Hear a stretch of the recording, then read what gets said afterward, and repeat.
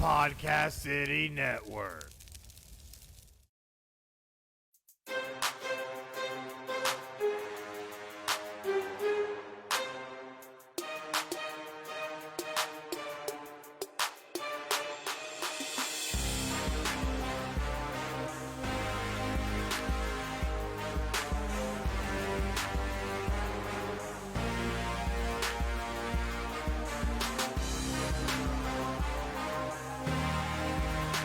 This is Final Score, your number one podcast for sports news. Here are your hosts, Chris and Craig.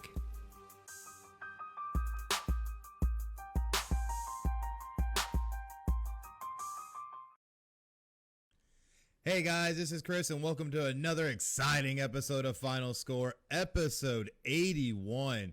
Man, we're getting up there, man. We're hitting the 80s now. It's getting a little rough, but a lot of great things on tap today. A lot of great sports that have been happening, but I can't do any of it without my compatriot, my second musketeer. We're a two musketeer team. Sorry, no third. And we are here for a lot of awesomeness. Craig, thank you for joining, bud. How you doing? I'm doing great, man. I just got my final score gear in. I don't know if you can see this in the frame, but I got my final score gear in, some Podcast City Network gear in this week. So, but showing that off, it's been good. But lots of crazy stuff going on in the world of sports that we might as well just jump right in. Yeah, we're going to need to. But to make sure that you follow all things Final Score, you need to follow us on social media at PCN Final Score on Facebook, Twitter, YouTube, Twitch, and Instagram. Go on there, give us a like, give us a follow. Go ahead, invite your friends, leave a comment, share with your friends, all that good stuff that I always say every week. You know the gist. Just give us that follow because we can't do this without your guys' support. So let's get it going. But we're going to jump right in because there's been some rumblings about what's going to happen with the next NHL season as their commissioner, Gary Bettman, said realignment and potential for another hub model is on the table for next season. What do you think about these comments that he's made? Well, I think it's smart because we're almost a year in now to COVID-19 affecting us here in the United States. And there's really no end in sight until there's been some rumors that there's a possible vaccine that's about 90% efficacy, but they're waiting until it's 100%. So I'm not surprised because I think every league should kind of at least look into this yet again because we've seen what's been going on in college football and with the NFL, and you have all these guys that are still testing positive. So having a regional setup, how Major League Baseball did, isn't bad, but I would still do the bubble in my opinion. And I know they said that's kind of off the table, but I think that's still the smartest way to go right now is until we get a vaccine, you gotta stay isolated. If you really want to make this go, and as we know, the dollar makes the world go round for major sports here in the U.S., I think that's the best course of action is to look at all options, but go back to some sort of hub or some sort of bubble that you can do to help keep your players and your just the staff and everybody safe. Mm-hmm. Well, the one problem that we're going to have with that is that one thing they've already said is that one thing off the table is playing the entire season in any kind of a bubble.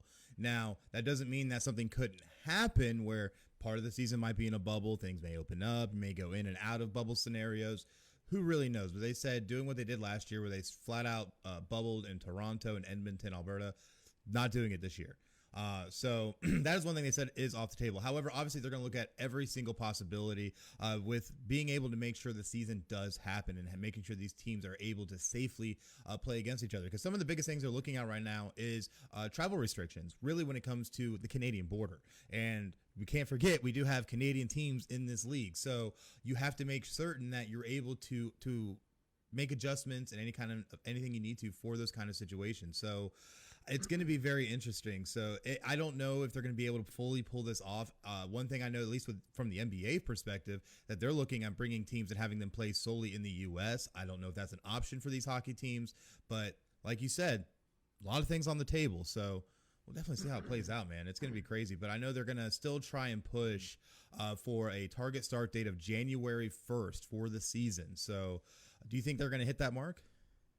I think they will. I mean, we've gotten to the point where everybody's expecting some sort of hiccup, so I think they're a lot more prepared now than they were for the last one. But you mentioned that that little tidbit that's off the table. They're not going to do full bubble because you mentioned that they're going to eventually open back up. I think that's why they haven't fully committed to a bubble, because they know a vaccine is probably going to happen early 2021. At least that's the projection at the moment.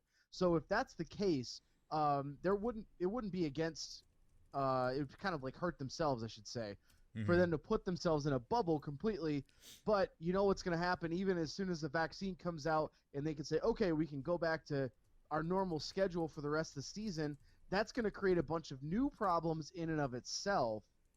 But I think they're going about it the right way right now. They're being as cautious as they can, but I think it'll start on time. I definitely think it could as well, and we'll see how it works out, because there's still a meeting with the Board of Governors of the NHL scheduled for this Thursday. It's going to provide a kind of a progress report and possible recommendations for a season format based on talk between the league and the Players Association and all that kind of stuff. And everybody's still on board with the January 1st start. So hopefully we'll see that come to fruition, and hopefully we'll be able to have a nice and safe NHL season where the Philadelphia Flyers go on and win the Stanley Cup. Oh, sorry, that was talking out loud there.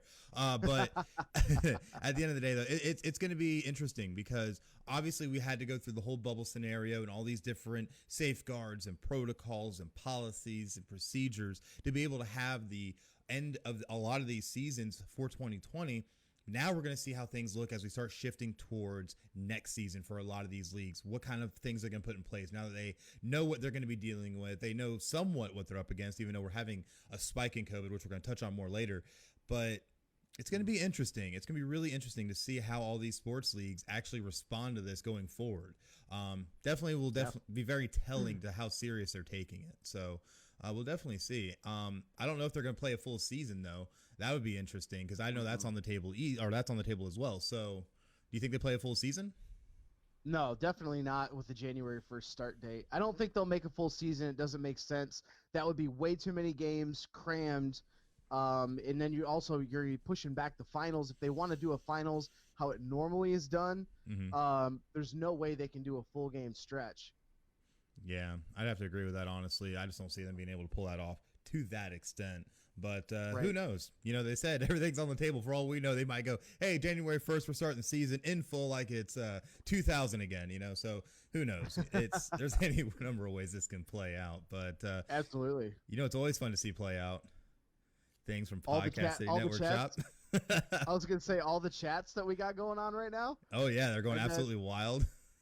Yeah, appreciate shout out. We got double digits viewing at the moment, so that's fantastic. Yes, thank you, guys. Hey, shout outs to those people that are jumping in the chat. George DeMoya, good friend of the show, welcome. Chris of Off the Ball Podcast on Off the Ball Network, awesome. Welcome there. Thanks for dropping in. Matt, I'm sorry, I'm not even going to try to butcher your last name. Maniscalco. There you go. That one I do know. I'm not going to guess at that one like, we did with what he said. Yeah, that's a fun game. I got to bring that back. But but welcome everybody that's jumping in the chat. Yeah. Let us know your comments throughout the show. Drop it in the comment section. We'll try to answer stuff live as we go throughout the show. And yeah, like one topic that's in there is about NBA. We're actually going to talk about that in a little bit. So that'll be a lot of fun. But hey, while you're waiting, you can go to podcastcitynetworkshop.com and you can go check out some new Final Score gear. Like I'm rocking my Final Score shirt this morning.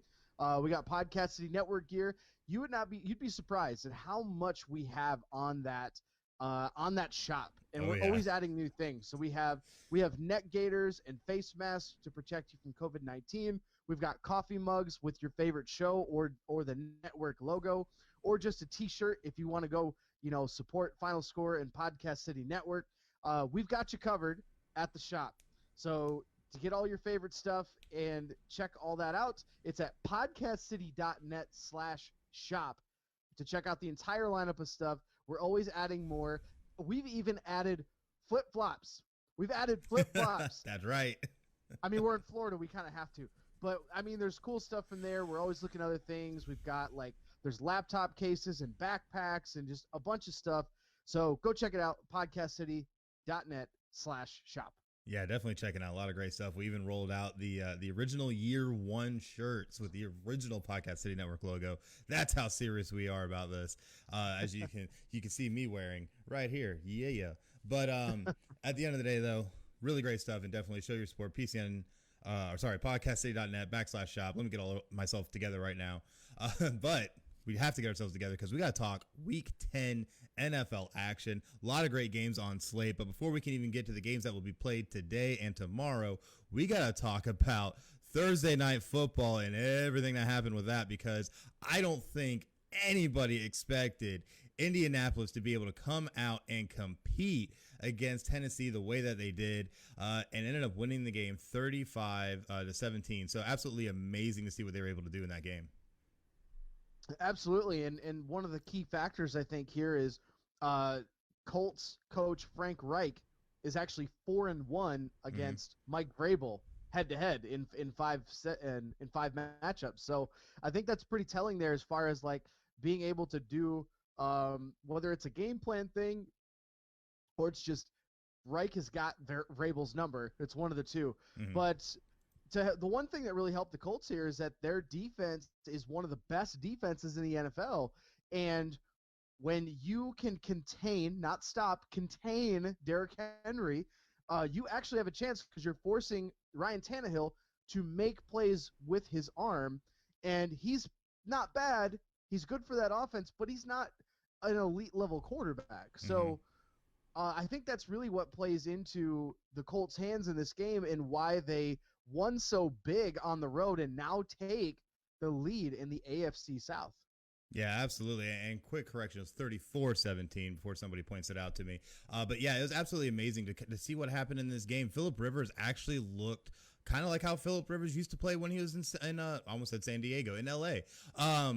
And he played great, 29-39, 308 yards and a touchdown. Not super huge flashy, but it's him, I feel like, starting to get comfortable in this offense. He's starting to find his playmakers, and they're starting to make things happen. I really thought that the Titans were going to run with this, even to the point I made a bet on this game just because I was like, there's no way the Colts beat the Titans. Now look at them. The Colts are now leading the AFC South. It's crazy to see 2020 football just unfold. So it's funny, Chris, that if you were, paying attention to our friends on the PCN network at Double Time, S Money called it. Matt pointed out in the chat that S Money called it for his pick of the week on Double Time, and you didn't listen.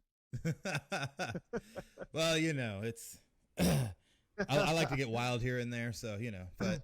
Definitely got to get off the S Money for calling it, but it was a really great game to watch. It was really just surprising to watch unfold, but I have a feeling we're going to see a lot of that this weekend because we got some crazy games on deck, and I don't know, man. It's going to be wild. What do you think?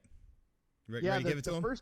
Yeah, let's do it. First game on the slate, the Titans, who are struggling at 2-6, are traveling to Cleveland for the first 1 o'clock game window.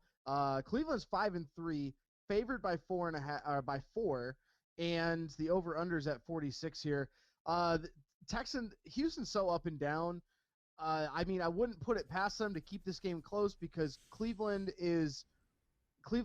can't put people away. They can't get distance, but they win games. So I'm still gonna roll with Cleveland here. I think they'll win. It'll be tough. I think they'll cover, but I don't know. It might be a blowout. It might be like a 5-point game. I don't know. You can't really tell with Cleveland, but they're winning, which is a big step forward for them. Yeah, seeing the Browns with a winning record is kind of definitely 2020. So it's definitely going to be interesting to see how that one unfolds. Our next game, though, we got the 1-7 Jacksonville Jaguars traveling up to the frozen tundra to take on the 6-2 Packers.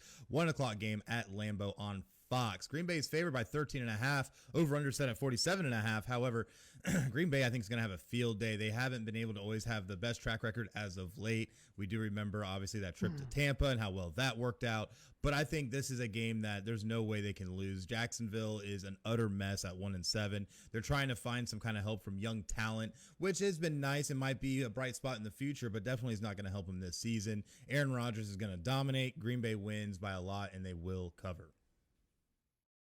Absolutely. Looking at the next game, we've got the Washington football team at 2-6, traveling to Detroit to play my Lions, who are 3-5. That's at Oof. Ford Field.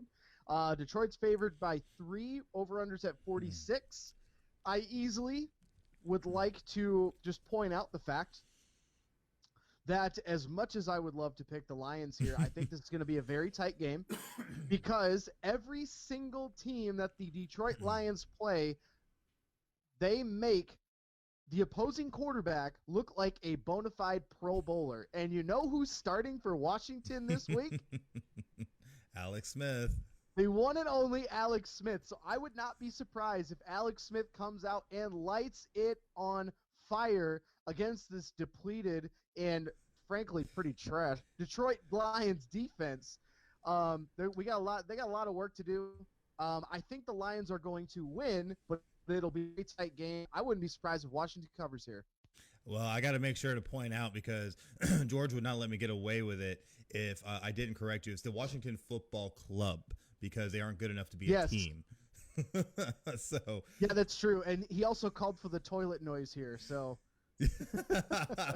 man, George catching everything today.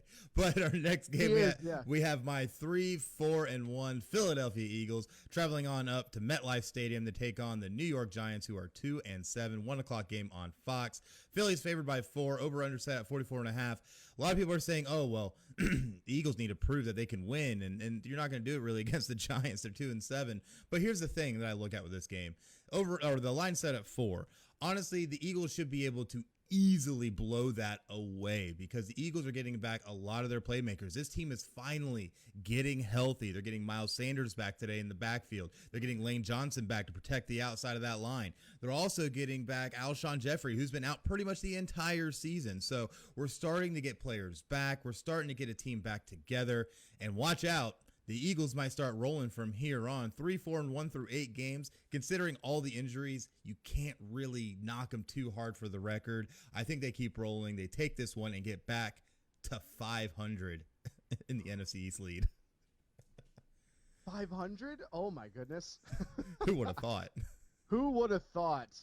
All right, the last game in the 1:00 window, we have the 6-3 Tampa Bay Buccaneers.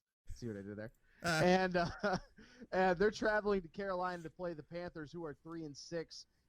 Tampa is favored 6.5.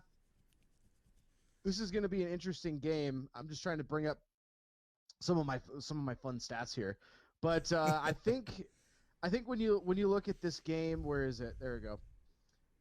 Carolina's actually hasn't been playing terribly. They haven't been playing terribly over the last couple weeks, but looking at this is now the next week with Antonio Brown in this offense, and really what the Bucs have to do is they have to make sure that when you're on offense, there's something called protection. You have to, the quarterback, the guy who hikes the ball, Bruce Arians, the guy that takes the snap from the center, the guy that snaps the ball, the center, he needs to stay upright. He needs to stay upright if he would like to score touchdowns for you. So, yeah, I know there's not a lot of sacks he's taken this year, but he's gotten so much pressure. And we all know that when Tom Brady gets some pressure, he doesn't look down the field. He kind of looks down at the line and really starts making some mistakes. So I think if that's something you really want to look, and this is a division game too, so I wouldn't be surprised. Carolina struggled early in the year. They're starting to pick a little bit of a stride, and with Christian McCaffrey back, that defense has got to contain him if they want to win. Well, the big thing you got to look at, too, is that Tampa Bay Buccaneers had a 7-hour flight delay preceding this and actually just landed in Charlotte, if I'm not mistaken. I think it was, late last night or early this morning? So a lot of issues that were happening there. Do you think that's going to affect them in this game?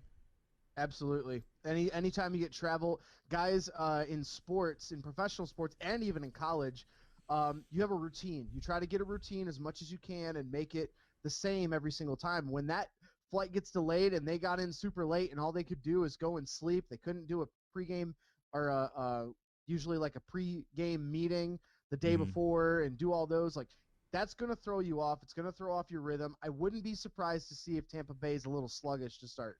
Oh, yeah, definitely. But we'll definitely see how that one works out. In our first of the 4:05 slotted games, we have the 3-5 Denver Broncos traveling on down to Allegiant Stadium in Las Vegas to take on the 5-3 Raiders.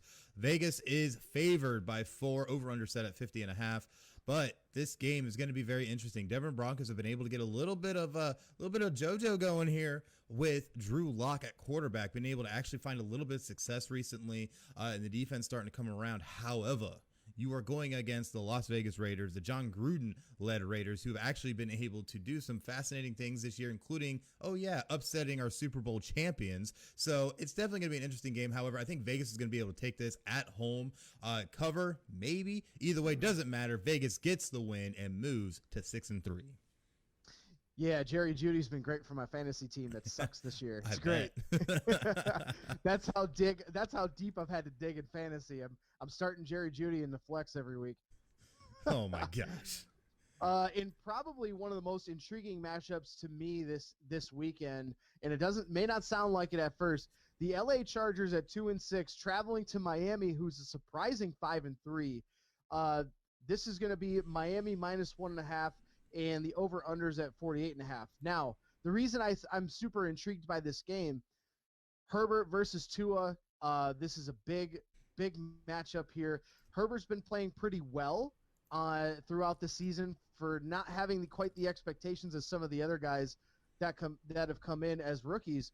Mm-hmm. But, I mean, Miami, if Brian Flores does not get Coach of the Year this year, we should riot, because there's no other coach right now that should be more deserving than Brian Flores to get this. Because look at what Miami was like last year. Look at what their expectations were this year, and you come in, you're 5-3. Your defense is playing pretty well, and I see you making that face at me. You have some other.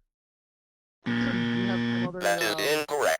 You know why? Because let's not forget the Steelers are 8-0. Mike Tomlin has come back and turned that team around. I think he's going to have some stiff competition. No. That's a model of consistency, though, because that Mike Tomlin is expecting that kind of stuff every year. The people expect that stuff from the Steelers every year because they've been showing it for years. Miami, I'm still standing by it. Brian Flores needs to get Coach of the Year. Assuming they don't have a massive fallout at the end of the year, I mean, if they are even close to 500, if they're 8-8, 9-7, 7-9, he's still got to get Coach of the Year because of how they've been playing out this year. But I think Miami's going to take it. I think it'll be a very tight game. But Miami improves to 6-3. Oof. Oh, man, we're going to have a battle about this one next episode or something, because when I look at it, I know you want to say, oh, Mike Tomlin and the Steelers, they expect to win, all that kind of stuff. But here's what I see. When's the last time the Steelers were 8-0? Let's go ahead and put that out there. And let's remember what they were able to weather last year with dink doink helmet to the head, Mason Rudolph. So I think given everything Mike Tomlin's been having to go up against, I think he's going to end up being a shoo-in. Unless Miami wins their division. If Miami wins their division and makes playoffs, then I could see Flores winning that. Otherwise, if you don't make playoffs, then what was the point? Miami makes playoffs, he wins Coach of the Year hands down. I don't think there's any argument on that. Because also, look, yes, you had Big Ben was out for the whole year. He's back. He's still a Pro Bowl player. So and 14 straight winning seasons. Just saying. And look at how their defense has been playing. Their offense, okay, you can make a kind of an argument there, but you got rookie Chase Claypool playing pretty well. Juju's been okay, but I mean, if you have Mason Rudolph as the quarterback and the Steelers are 8-0, then yes, I'll think about giving Mike Tomlin Coach of the Year. But no, you got Big Ben. We've seen what Big Ben can do. I take that argument, I crumple it up, and I throw it away. I've taken that argument. That's we'll gone. Definitely talk about that some other time, but in our next argument is Swiss cheese. That argument is Swiss cheese, my friend. There's too many holes in it. Oh, this guy. Let me actually have some time to prep, and I'll show you how Swiss cheese it is. But no, we have the 7-2 Buffalo Bills traveling on down to the desert to take on the 5-3 Arizona Cardinals. Arizona is favored by 3, over-under at 56.5, the last of our 405 games. This one, though, could definitely be a little bit, I don't even want to say a trap game necessarily for the Bills, because the Cardinals aren't necessarily a bad team, but the Cardinals really have a chance in this game. Kyler Murray has been able to do some fantastic things, and man, who would have thought you actually get a little bit of receiving help that you actually might be able to do something? And they've been able to really get themselves in a nice position sitting here now at 5-3. They're going to give Buffalo a lot of trouble. However, don't forget the Bills still are the Bills, and they actually are a good team. I know that sounds weird all mixed together right there, but they're 7-2 for a reason, and the Bills are definitely going to have a shot. However, it's not going to be enough. I think Arizona will take this. It'll be close. They say line is 3. I think it'll be less, but Arizona will still win. That's a tough game. Real Kyler tough one. Kyler Murray does not play well against good defenses, and the Bills have a good defense. Mm-hmm. I wouldn't be surprised if the Bills take this one in a slight upset on the road. But you're right. So that's going to be a hell of a game to watch. 425 window. We got a big game in the NFC West. 6-2 Seattle Seahawks at the 5-3 LA Rams. LA is favored by 2.5. I picked up Jared Goff on my fantasy team this week because of how bad. Well, also Pat Mahomes. You know I had to hit you with it. Pat Mahomes is on a bye, and Seattle's pass defense is so bad, just so many years removed from the Legion of Boom. I wouldn't be surprised if this is going to be a shootout, just like almost every Seattle game is nowadays. This is going to be a shootout. I will take the Rams in a slight upset, even though they're favored at home. As far as the records are concerned, I'm going to take the Rams to win this one. Yeah, I actually have to give my 2 cents on this one, just because with Seattle's also missing their starting running back and their backup running back. So a lot of issues right there in the backfield. A lot of pressure going to be put on Russell Wilson. But with the Rams, Jared Goff has been playing like hot garbage for the past 3 games and has had so many turnovers, more so than touchdowns, if I'm not mistaken. And it's been bad. Now, not saying that he can't get it going back against the Seahawks. Jamal Adams has been garbage for Seattle, and their defense is definitely not Legion of Boom 2.0. So Rams definitely have a shot. This is going to be a shootout, man. And I don't even know if I could pick a winner in this one. I might have to agree with you and go Rams since they're at home, but who knows? In our next game, though, we have the 4-5 San Francisco 49ers traveling on down to the Bayou to take on the 6-2 New Orleans Saints. 4:25 on Fox. New Orleans is favored by 9.5, and line is set at 49. But this is going to be a very strange game for a lot of reasons, just because you're already looking at San Francisco, who has been battling through injuries, trying to show that they're relevant, trying to show that they're still a contender, and keep falling on their face. Now they're 4-5. But the Saints have lost games that they probably shouldn't have in a lot of ways, but have still been able to battle to a 6-2 record. Of course, let's not talk about what happened to Tampa. So at the end of the day, the Saints, I feel, have much more firepower on their side. They've been able to move past the Michael Thomas drama. They've been able to even take Taysom Hill and make him even more of a Swiss Army weapon than he was before. I think the Saints will take this one and keep on rolling, and they will cover the line and improve to 7-2. So George made a hilarious comment here in the chat. He said the Rams are the worst winning record team in the NFL. I think the Chicago Bears would like to speak with you, sir. Yeah, so much so they turned over their play calling. My goodness. So I had to make sure to reply back to him in the same fashion, because that's worth the reply there. I love it. He's right though. They're pretty bad for being a winning record team. But yeah, the Chicago Bears would like to speak with you, sir. All right, let's move on. We've got the aforementioned undefeated Pittsburgh Steelers at 8-0 are going to host the 2-5-1 Cincinnati Bengals. Let's see, Pittsburgh 7.5. The over/unders at 46.5. For as good as Joe Burrow and company have been playing on offense and keeping them in the game, he's got his stretches where he does well and then doesn't do well. We're talking about a Pittsburgh Steelers defense that is one of the best in the NFL. I think Pittsburgh, it's going to be close early, but in the fourth quarter, they're going to run away. And I think this is going to be – they're going to cover, but it'll probably be like 10 points. Yeah, it's going to be interesting. I think it's going to be a lot of running in that game. So watch James Conner to get a lot of yards and touches. If you have him in fantasy, definitely make sure to start him. So definitely going to be interesting. But you know what, though? Tyler Boyd's still getting it done for me on Cincinnati. So we'll see what happens. But Sunday Night Football, we have the 6-2 Baltimore Ravens traveling on over to take on the 3-5 New England Patriots at Gillette Stadium in Foxborough. 8:20 start time on NBC.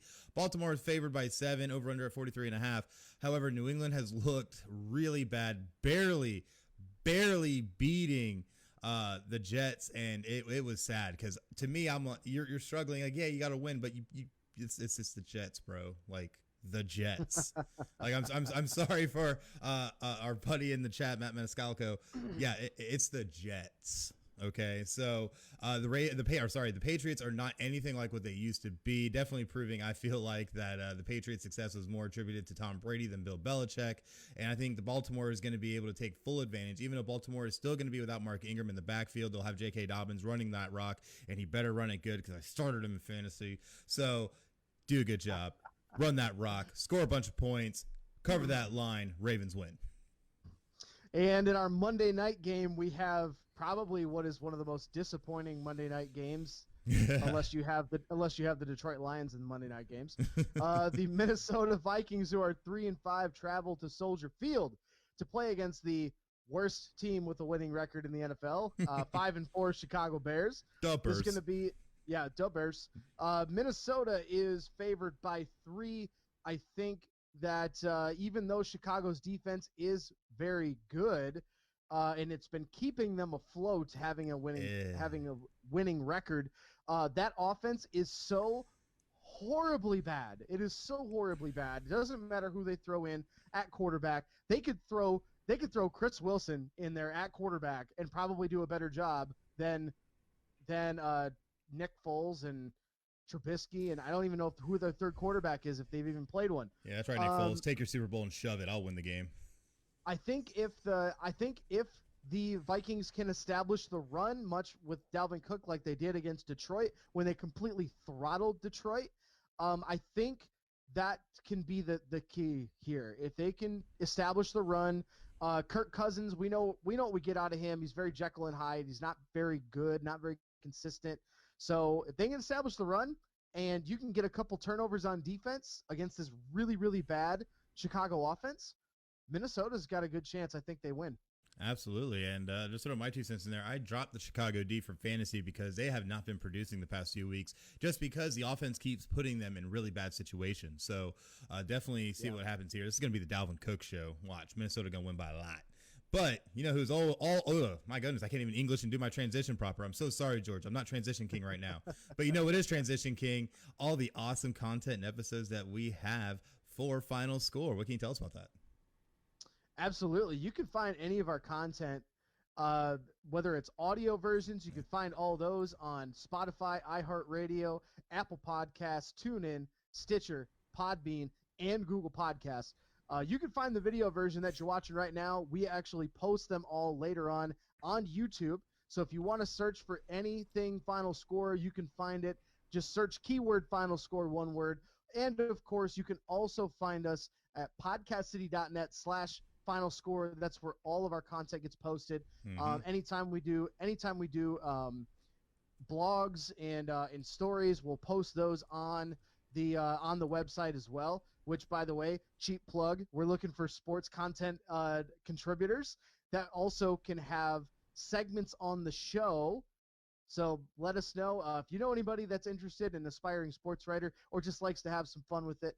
Let us know. Send us a line at pcnfinalscore@gmail.com. I had to remember the email for a second. But yeah, all of our content gets thrown on any of those platforms, and wherever you listen to podcasts, we're probably on it. More than likely, because I'm not going to lie, I've been finding out lately we're on a lot more platforms than I thought we were. I didn't even apply for them, and here we are. So, whatever. Yeah, go find us, see if we're there. Castbox is another one. We're on Castbox. We're on Castbox now. That's a pretty big one. I think we're actually on Amazon now, if I'm not mistaken. Like, all kinds of crazy stuff. That's a big one. Yeah, that one just came through recently. There's no way I was going to be able to update everything for that. But still, search us on your favorite streaming platform. Definitely look up Final Score, one word. I'm sure you can find us. If not, hey, let us know, and we'll try and get it on there for you, because we definitely want to try and make sure you guys can get your fill of Final Score. So hit us up. But another thing we got to hit you up with and give you a nice fill of was college football week 11, because, man, this was a crazy week for a number of reasons. Nothing too crazy really in the upset train of things, but a couple close calls. I'm looking at you, George Demoya. But it's going to be interesting to see how a lot of this is going to play out. Week 11 was really crazy. We're going to start right off the top with the fact that a lot of games got canceled or postponed. and affected things to a very high level. But before we get to those games, we do have to point out that Notre Dame won 45-31 against Boston College. No number one win hangover. Best team in the nation. Just saying. Anyways, now that that's out of the way, we can look at some of these games that were really, really interesting, especially when you see like number 6 Florida and the type of tear that Trask is on. That guy, if he doesn't win the Heisman, I will be shocked. Like, the dude is a stud. 23 of 29, 356 yards, 6 touchdowns, 5 of which were in the first half. Do you think this guy is going to win the Heisman, or is he somehow someone going to upset him? Well, I waited for you to have a break really quick because you just kept rolling, but I was waiting. So much excitement. I want the soundboard, the wah wah wah. Yeah, that's what I wanted to play for you. I wanted to play that for you. Oops, wrong one. Wrong button. I'm gonna find one that's the world's smallest violin, and I'll play it for you. Oh, that's awesome! I love it. That's great. But yeah, it's just how many games got canceled. I've been kind of standing on my soapbox ever since college football announced they're coming back. They never should have had a season. No. This should not be happening.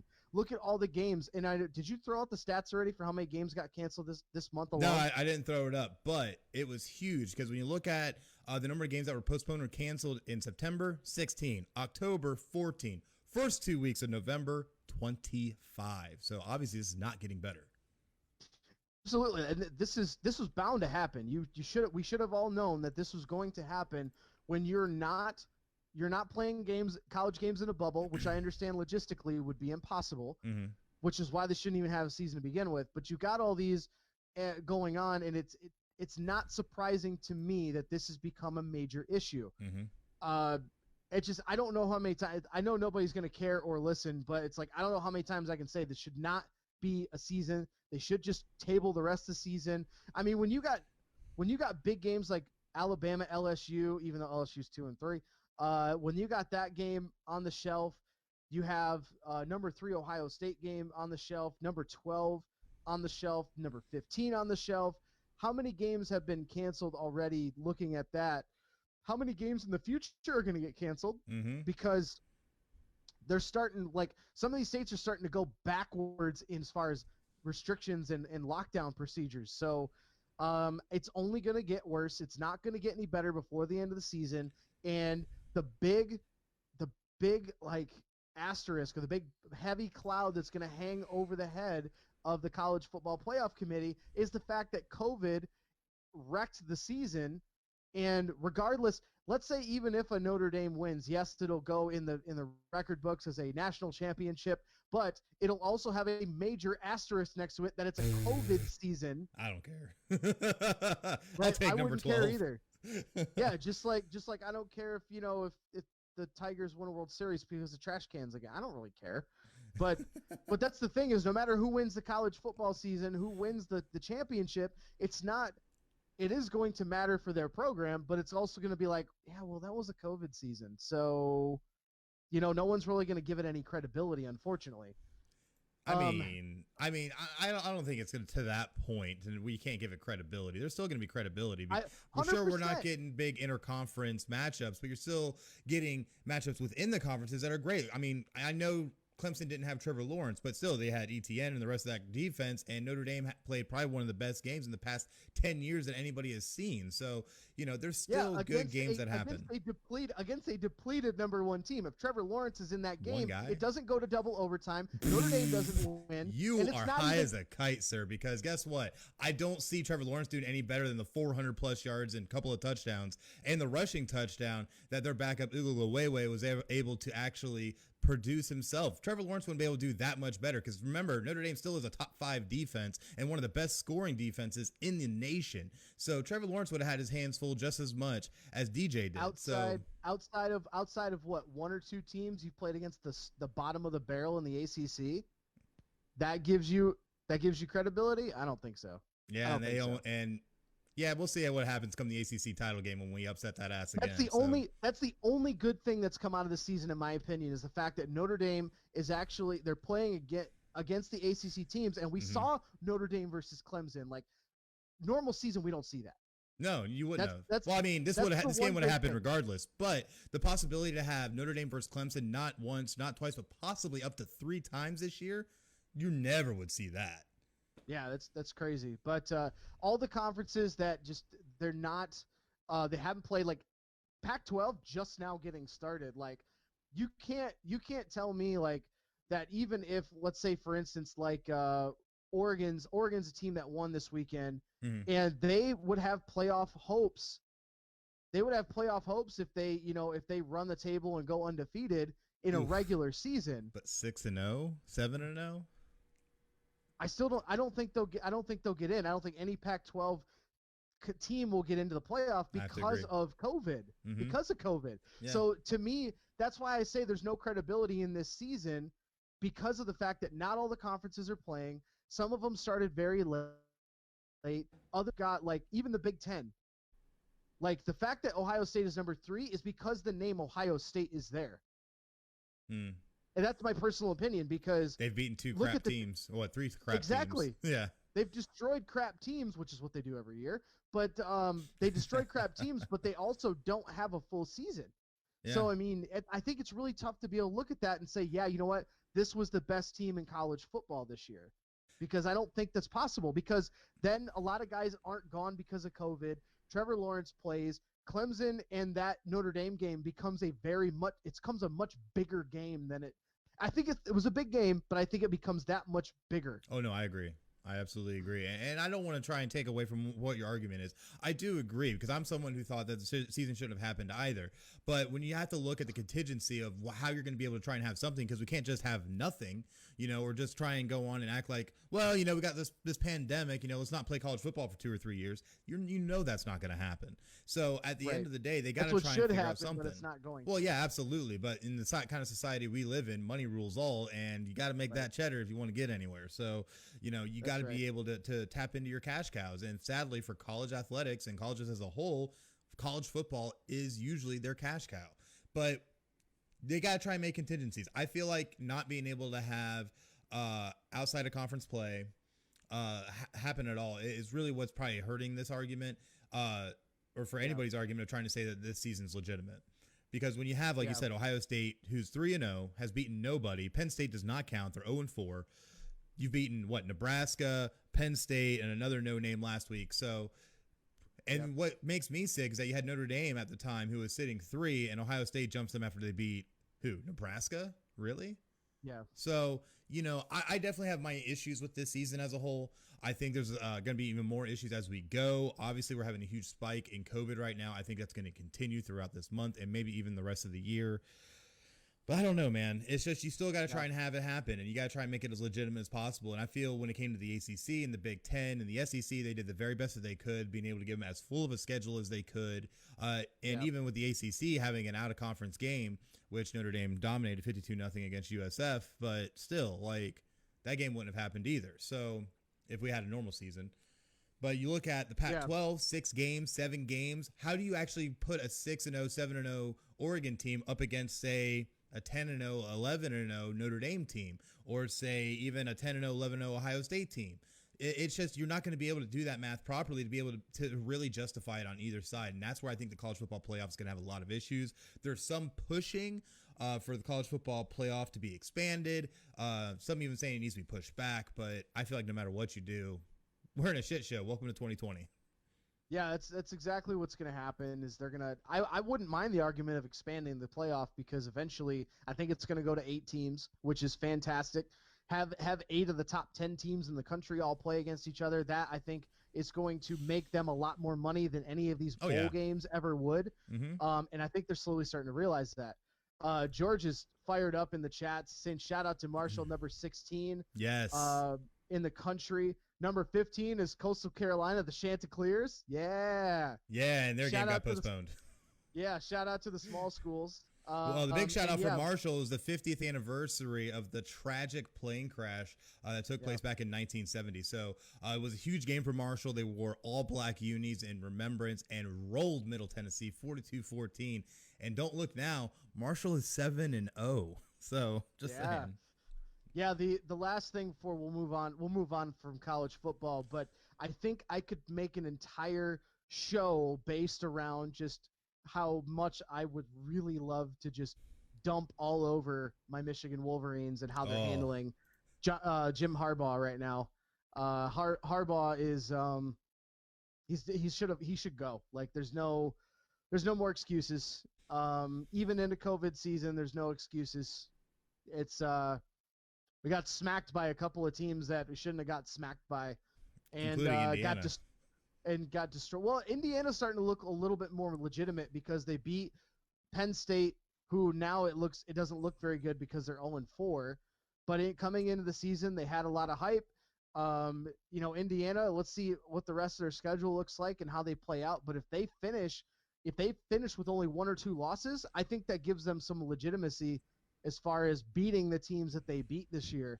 Well, but I don't think it's going to matter. I think, and it's Michigan's going to do this to themselves. They're going to use COVID as an excuse to keep Harbaugh, keep Don Brown, and keep. I would just love to see Josh Gaddis take over as head coach at this point. Oof, that'd be crazy. I was talking with the MI6 Sports Network last night and the guys at the night shift out there in California. Really great guys if you haven't checked out their show. But we were talking about Michigan because one of their co-hosts is a huge Michigan fan. We're on the train. #Fire Harbaugh needs to start now. All right. You're done, Jim. Move on. I was on this train at the end of last year. I said this coming year, before COVID even derailed it, I said this is the make or break year for Jim. If he doesn't run the table or at least compete with Ohio State to win the Big Ten East, he's got to go. He's got to get fired. I think we gave him too long of a leash anyway.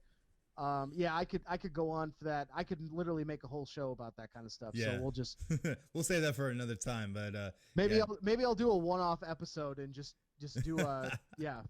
Might have to because I know you got a lot of feelings, and if you need someone there for you, I'm there for you. I'll be there to tell you how right you are and how bad Michigan is. I will do that for you.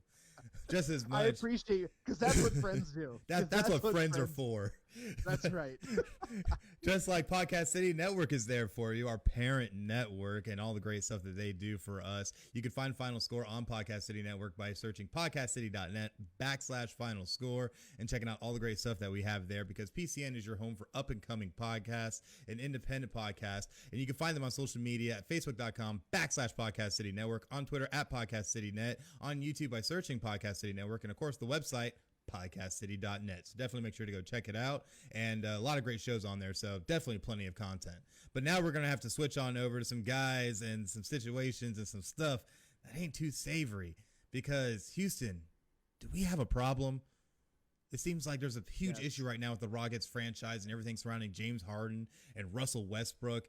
It's turning into a proverbial shit show, and I know everybody right now is cool about it, and there hasn't been any official trade requests made, but I don't think Harden and Westbrook are both going to be in Houston next year. What do you think? No, I think this experiment, this run with the Houston Rockets is done. I wouldn't be surprised if James Harden is gone shortly too, because the big story coming out of here is, head coach Mike D'Antoni, who was brought in because of his offensive prowess and how he's going to help, and he did put James Harden on another level when it comes to his offensive production, just how he coaches his offense. But he left the franchise. The general manager Daryl Morey, who basically went all in and it kind of proclaimed that Houston was going to win a championship. He left, citing that he wanted to spend more time with his family. And then 2 weeks later, joined the Philadelphia 76ers, which is like, okay, what? That's a little fishy. So it's really, I think it's a glorious just explosion happening in front of our eyes. It's like a really nasty car wreck. You just can't look away.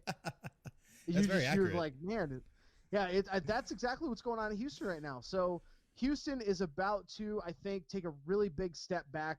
There's talks that for Westbrook, the Knicks, the Clippers are two major teams involved for trade talks with him.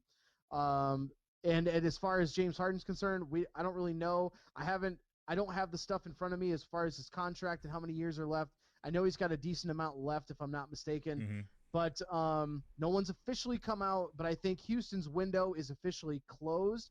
And what they should do with this new regime come in, if you can't keep those two guys happy, you're just going to have to blow it up. They already got rid of Clint Capella because of how much money he was making.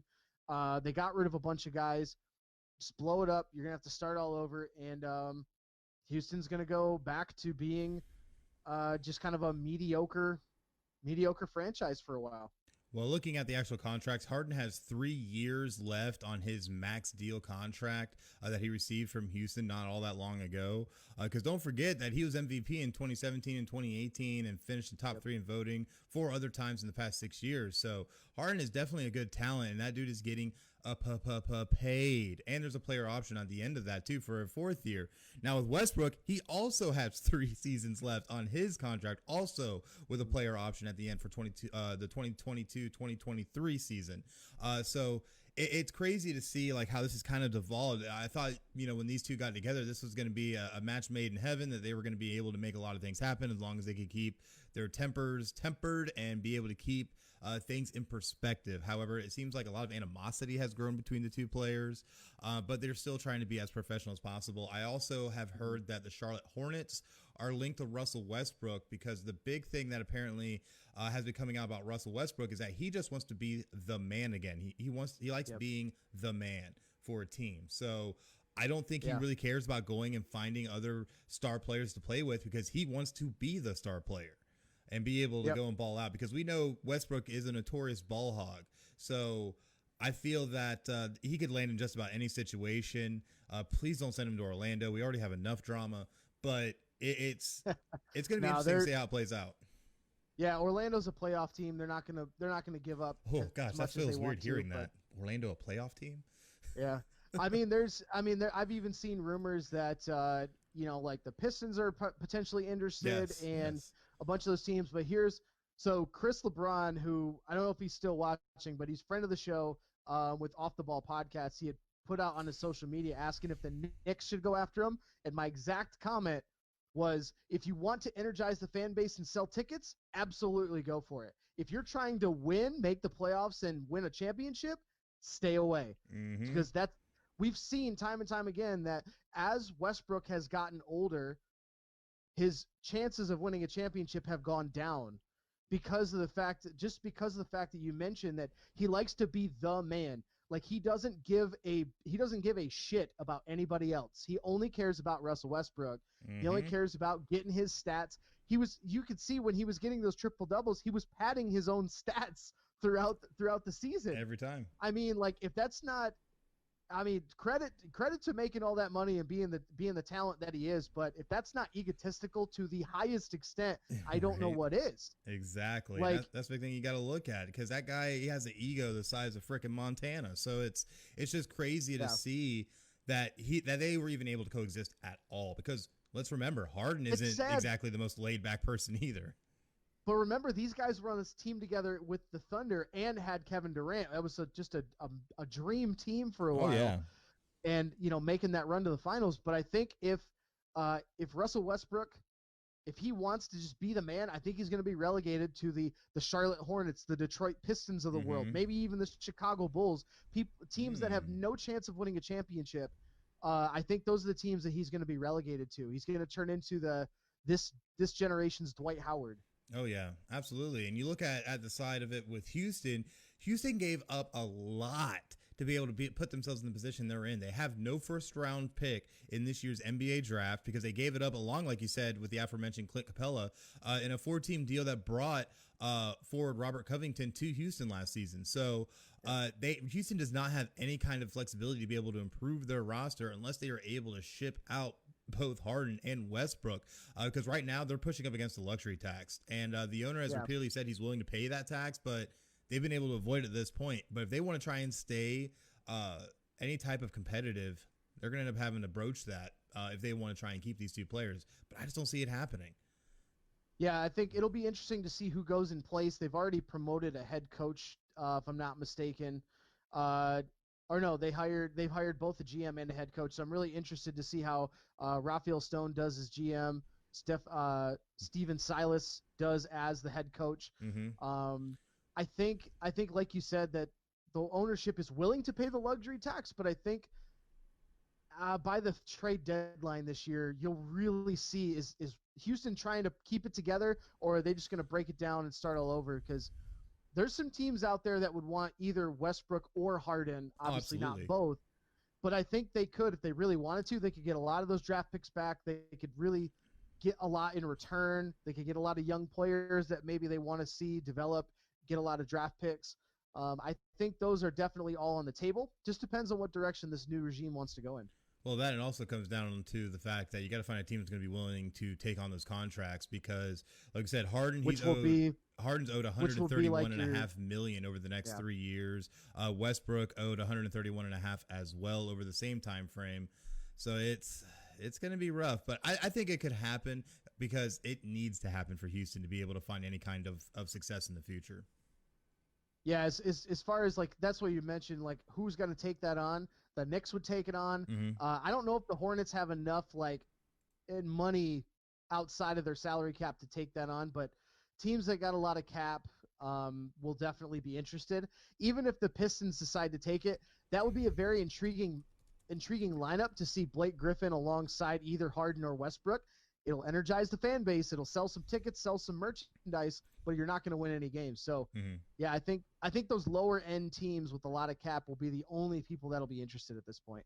Yeah, I have to agree, and it's going to be interesting how it plays out, and we'll definitely see how it plays out, and we'll let you know on a future episode of Final Score once that news breaks. So definitely make sure to check back regularly on our social media at PCN Final Score. And if you've ever been interested in actually starting a podcast or have one of your own that you want to try and help grow and extend out there with your fan base, you could always hit up Podcast City Network because we're always looking for great shows to add or new ideas to bring into the network because we offer an array of membership services, including logo design and branding, social media advertising, live podcast hosting, and much, much more. You also gain access to our network of shows to help with cross-promotion, guests, and overall reach, while also becoming a part of our ever-expanding PCN community based on people helping people. And the best part is no membership fee. So what are you waiting for? Go to podcastcity.net/join now and join the fastest growing independent podcast network around, Podcast City Network.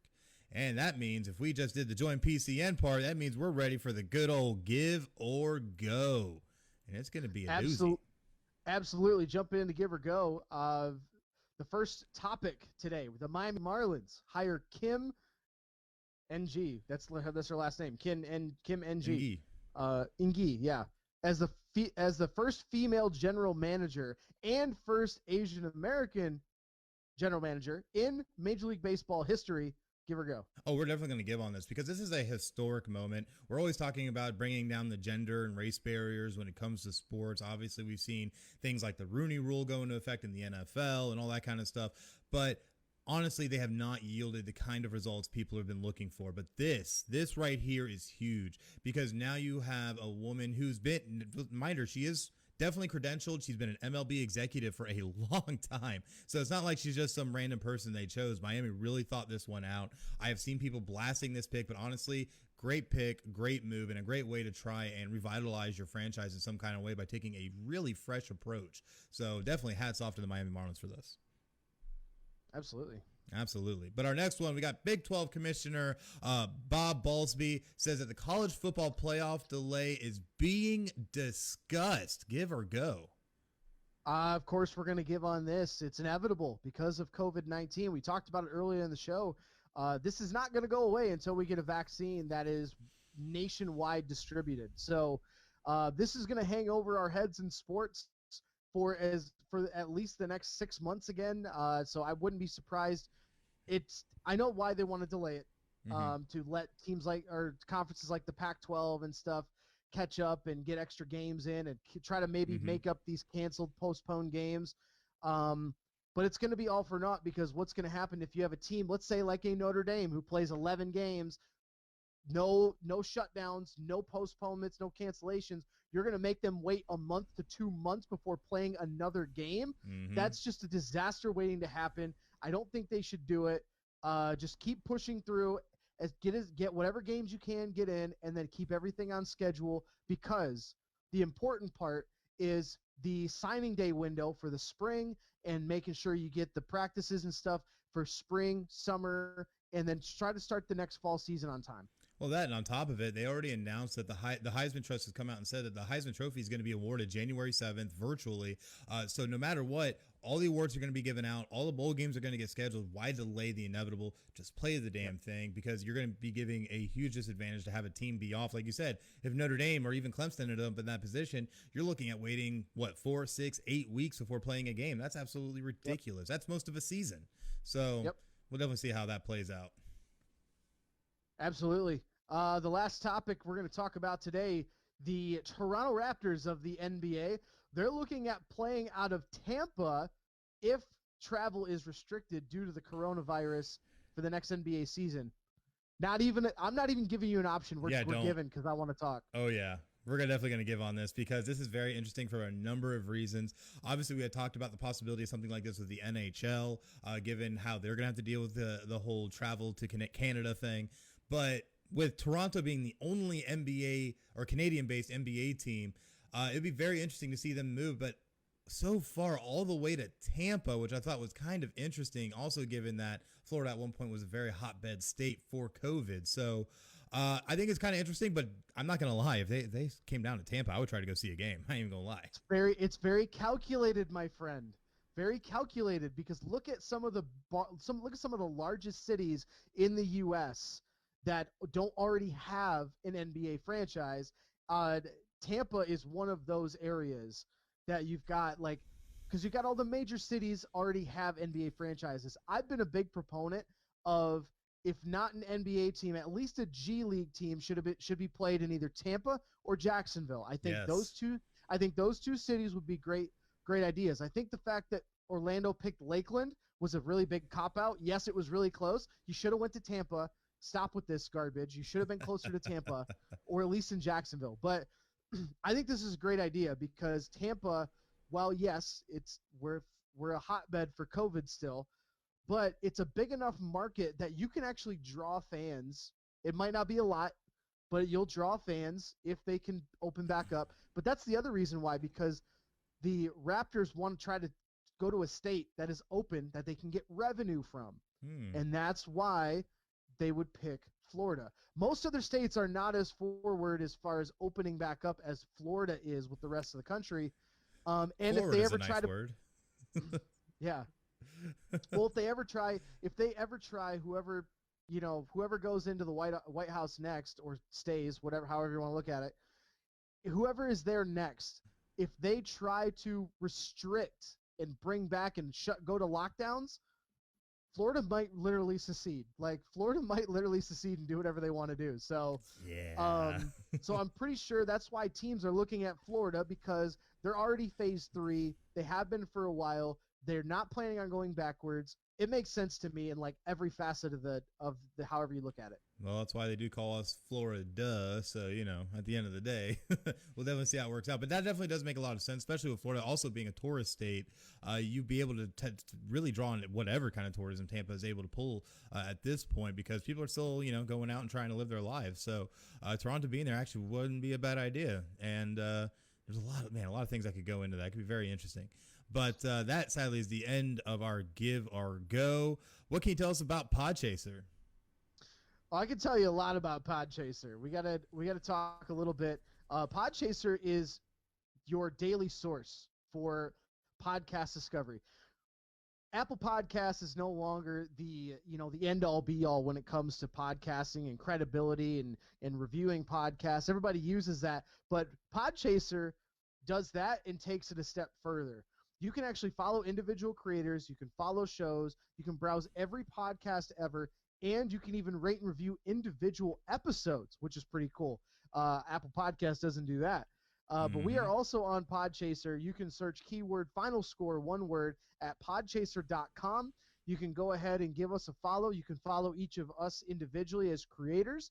You can give us a rating and a review. They're doing a lot of cool stuff for podcasters all around the world. They toy with some cool stuff as far as guest connection and all that bunch of stuff. So they're doing a lot of experiments to help the podcasting community. And yeah, shout out to PodChaser here. Yeah, definitely. PodChaser, a bunch of great guys. Were able to meet them at PodFest this year. God, it feels like eons ago when we went to that. and we're able to get a lot of valuable information from them. Really great guys. So definitely check us out on there. Final Score, one word, on PodChaser. But that means there's also time for the week ahead. And obviously we got a lot of crazy games and stuff happening, but also we have Double Dime live tomorrow night, which I think it originally was going to be on Twitter. I think they're going to be switching it to YouTube live for this episode, if I'm not mistaken. Definitely make sure to check them out, though, at Fixed Edge on Twitter. That way you can see the link to see that live stream when they go live. And let's not forget also, we got the end of the Masters today. DJ killing it, man. It's crazy because usually we see the Masters in the spring. It's the first major of the year. Now they moved to be the end of the year, the major. I really like it. I think it could present some issues down the road, like if it ever snows or something, because they're in Georgia. So it's a possibility that it could in North Georgia, snow. But yeah, you mentioned DJ Dust Johnson, 15 under par. He's through 5 and he's 1 over today at the moment. Rory McIlroy is tied for 4th at 10 under. Brooks Koepka, some other big names, tied for 7th at 9 under. John Rahm 9 under. Let's see. I'm trying to look for the Tiger Watch where he's at. He's way near the bottom. So he's 3 under. He's not too bad, but he's already played 10 today and he's 2 over, so he's not really going to be going anywhere. DeChambeau, who's been a hot topic of discussion over the whole season because he really buffed up during the quarantine.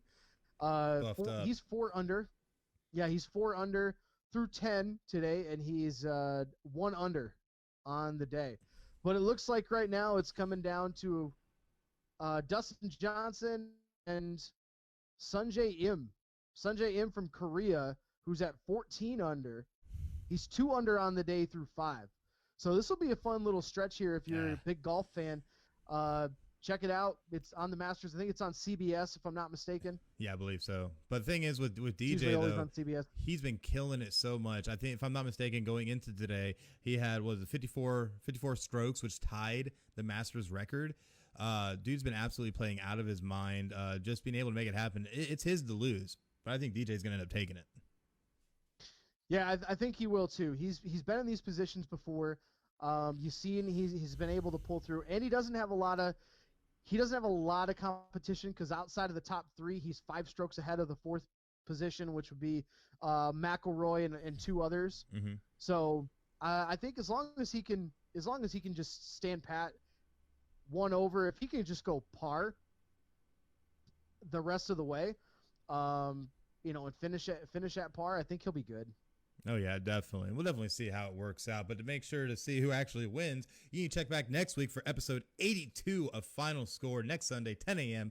live here on Facebook Live. So definitely make sure to check us out. We'll be seeing the episode graphic drop a little bit later this week with more details of what we'll be discussing. But definitely make sure to check us out. Going to be a great show. A lot to talk about, especially things how we're getting deeper and deeper into the college football season and the NFL season. So a lot of great stuff going on. But sadly, that means that's the end of our show. Thank you guys so much for supporting our show and joining us today for episode 81. We thank you so much. Craig, any final words before we go off? Everybody dropping in and commenting and liking and sharing the podcast. We really appreciate it. Just keep doing it. We're looking at making some moves and bringing on some new people, maybe some new shows in the Podcast City Network sports division. So it's be a lot of fun. Appreciate all the engagement today. Looking forward to next week. Absolutely. Thank you guys again so much for watching. We'll see you next week for episode 82. But until then, I'm Chris and that's Craig, and you guys have just watched Final Score. Y'all have a great night.